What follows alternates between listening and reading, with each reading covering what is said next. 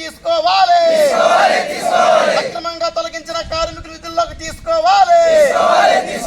బలవంతపు రిటైర్మెంట్ ఆపాలి. పెండింగ్ వేతనం వెంటనే చెల్లించాలి. సకాలంలో వేతనాలు చెల్లించకపోవడం అన్యాయం. సకాలంలో వేతనాలు చెల్లించాలి. సకాలంలో జిల్లా రణస్థలం మండలం వరిసాం వద్ద గల Shankar pistons and rings limited plant పరిశ్రమ యాజమాన్యం మార్చి నెల వేతనం ఏప్రిల్ 18వ తేదీన ఇప్పటికీ చెల్లించలేదు. పేమెంట్ ఆఫ్ వేజెస్ యాక్ట్ 1936 ప్రకారం 1000 మందిలోపు కార్మికుల లోపు అయితే 7వ తేదీలోపు, 1000 మంది దాటిన కార్మికులకైతే 10వ తేదీలోపు చెల్లించాలంది. ఆ వేతన చెల్లింపుల చట్టం ప్రకారం కూడా నిర్ణయం చేసింది గవర్నమెంట్. కానీ ఈరోజు ప్రభుత్వం చేసిన చుట్టుపక్కల గ్రామాల ప్రజలు కూడా యాజమాన్యం చేస్తున్న ఈ తప్పుడు పద్ధతుల్ని ఎండగట్టే విధంగా యూనియన్ చేసే పోరాటాలకు కూడా మద్దతు ఇవ్వాలని చెప్పి కోరుతున్నాం.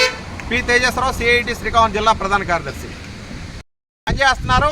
పరిశ్రమ యాజమాన్యం యూనియన్తో చర్చలు జరిపి సానుకూలంగా పరిష్కారం చేయని పక్షంలో ప్రజల తాలూకా మద్దతుతో పోరాటాలు తీవ్రతరం చేస్తాం.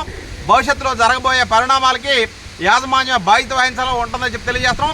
అలాగే జిల్లా యంత్రాంగం కూడా యాజమాన్యం చేస్తున్న ఈ తప్పుడు పద్ధతుల్ని ఖచ్చితంగా నిరోధించే ప్రయత్నం చేయాలా.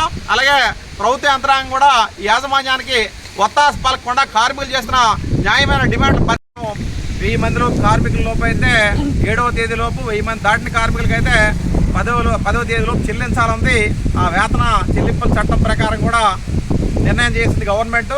కానీ ఈరోజు ప్రభుత్వం చేసిన చట్టాలను కూడా యాజమాన్యం అమలు చేయట్లేదు.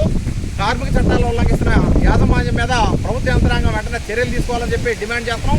అలాగే చట్ట ప్రకారం వేతనాలు చెల్లించకుండా యాజమాన్యం కావాలని చెప్పి కాలయాపన చేస్తూ కార్మికులు ఇబ్బందులు గురి చేసే ఈ పద్ధతి మానుకోవాలని కోరుతున్నాం. ఇప్పటికే 6 సంవత్సరాల నుండి వేతన ఒప్పందం చేయకుండా కార్మికులకి అతి తక్కువ వేతనాలతో ఇబ్బందులు ఎదుర్కొంటున్న నేపథ్యంలో మరొక వైపు 30 సంవత్సరాల పేరుతో యాజమాన్యం 48, 50 సంవత్సరాల వయసు పూర్తి కాకముందే అర్ధాంతరంగా బయటికి నెట్టేయడం, దాని మీద ఇప్పటికే జాయింట్ కమిషనర్ ఎవరు 30 సంవత్సరాల పేరుతో తొలగించిన సర్టిఫైడ్ స్టాండింగ్ ఆర్డర్స్ని చెల్లదని చెప్పించిన తీర్పుని అమలు చేస్తూ 30 సంవత్సరాల పేరుతో తొలగించిన కార్మికులందరూ కూడా వెంటనే విధుల్లోకి తీసుకోవాలి.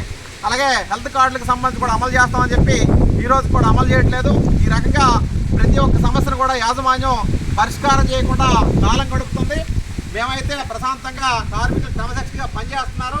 పరిశ్రమ యాజమాన్యం యూనియన్తో చర్చలు జరిపి సానుకూలంగా పరిష్కారం చేయని పక్షంలో ప్రజల తాలూకా మద్దతుతో పోరాటాలు తీవ్రతరం చేస్తాం. భవిష్యత్తులో జరగబోయే పరిణామాలకి యాజమాన్యం బాధ్యత వహించాలో ఉంటుందని చెప్పి తెలియజేస్తున్నాం. అలాగే జిల్లా యంత్రాంగం కూడా యాజమాన్యం చేసిన ఈ తప్పుడు పద్ధతుల్ని ఖచ్చితంగా నిరోధించే ప్రయత్నం చేయాలా.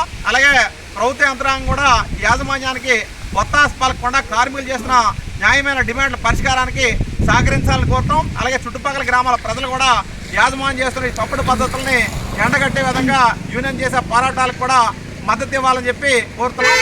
పి తేజస్వరరావు, సిఐటి శ్రీకాకుళం జిల్లా ప్రధాన కార్యదర్శి. శ్రీకాకుళం శాంపే ప్లాంట్ నేటికి చెల్లించలేదు.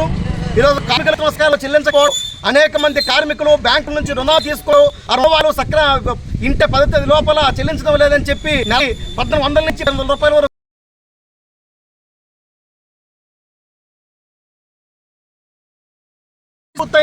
మందికి రూపాడేసింది. దీంతో కార్మికులు తీవ్ర ఇబ్బందులు పడతావు.